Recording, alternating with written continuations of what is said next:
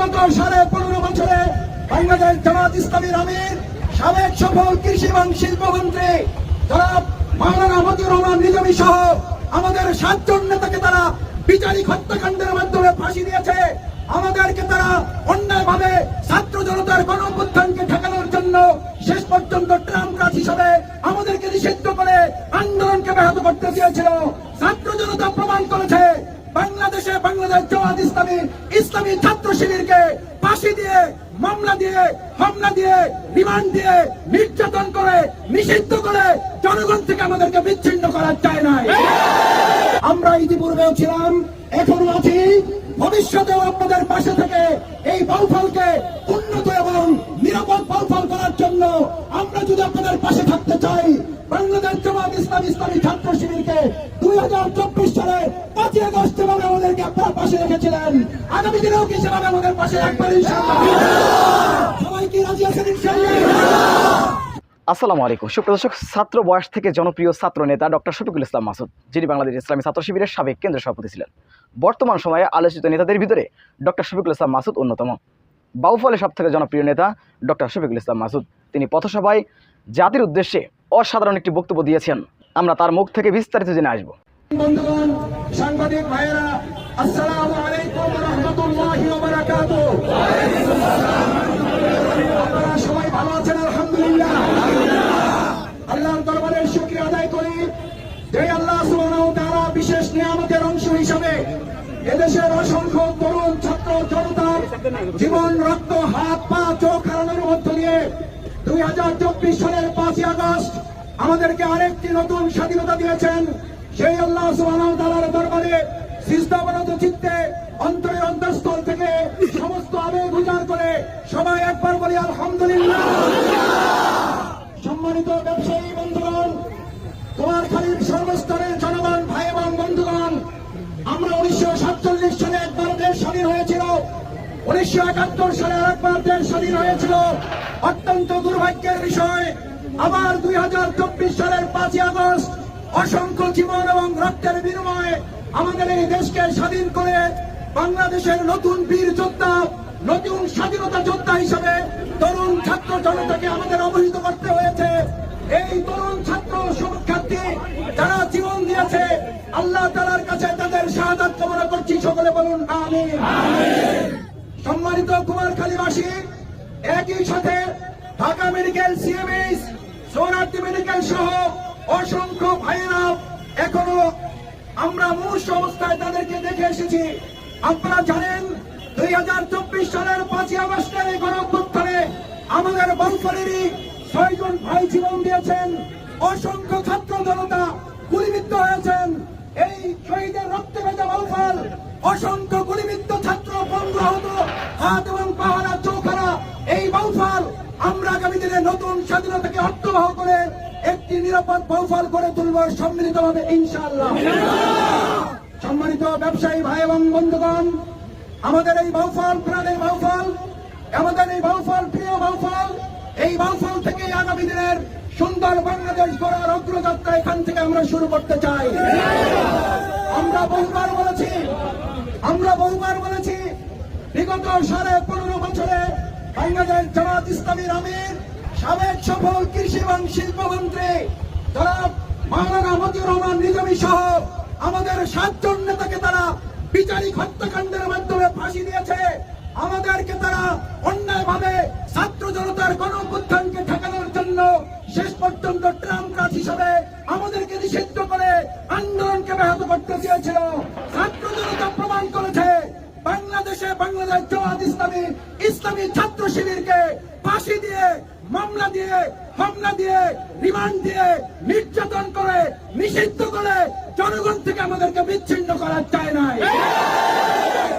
কুমারখালীর ভাই এবং বন্ধুগণ, আগামী দিনে আর এমন কোন বিপদ আসবে বলে আমরা মনে করি না, যেই বিপদের মধ্য দিয়ে বাংলাদেশ ইসলামী ছাত্র শিবির, বাংলাদেশ জামাত ইসলামীকে কুমারখালী কালীশুরীবাসীর থেকে আমাদেরকে কেউ আলাদা করতে পারবে। আমার ভাই এবং বন্ধুগণ, যেহেতু সংক্ষিপ্ত পথসভা, আমি আপনাদের কষ্ট বাড়াতে চাই না। আমরা ইতিপূর্বেও ছিলাম, এখনো আছি, ভবিষ্যতেও আপনাদের পাশে থেকে এই বাউফলকে উন্নত এবং পাশে থাকতে চাই। বাংলাদেশ জামাত ইসলামী ইসলামী ছাত্র শিবিরকে 2024 সালে 5ই আগস্ট যেভাবে আমাদেরকে আপনার পাশে রেখেছিলেন, আগামী দিনেও কি সেভাবে আমাদের পাশে রাখবেন ইনশাআল্লাহ? সবাই কি রাজি আছেন ইনশাআল্লাহ? সম্মানিত ভাই এবং বন্ধুগণ, সবশেষ আপনাদের কাছে একটা আহ্বান রাখতে চাই। অন্তর্বর্তীকালীন সরকারের দায়িত্ব পালন করছে, আমরা তাদেরকে যৌক্তিক সময় দিয়ে আমাদের ছাত্র জনতা সেদিন যে স্লোগান তুলেছিল, রাষ্ট্র মেরামতের কাজ চলছে, আমাদেরকে সহযোগিতা করুন। আমরা যৌক্তিক সময় দিয়ে রাষ্ট্র মেরামতের মধ্য দিয়ে জনগণের নির্বাচনের মাধ্যমে জনগণের কাছে জনগণের ক্ষমতা ফিরিয়ে দেওয়ার জন্য অর্থবহ একটা নির্বাচনের সামগ্রিক আয়োজন করা পর্যন্ত এই সরকার ন্যায়সঙ্গত এবং যৌক্তিক যা কিছু করবে আমরা তাদের পাশে থেকে সহযোগিতা করে অর্থবহ নির্বাচনের জন্য সব ধরনের ষড়যন্ত্রকে মোকাবেলা করতে কি আপনারা প্রস্তুত থাকবেন?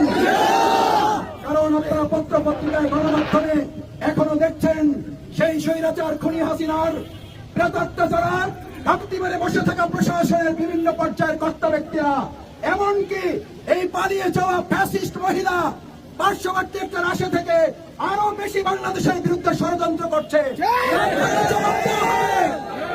কোন ষড়যন্ত্র বরদাস্ত করা হবে না।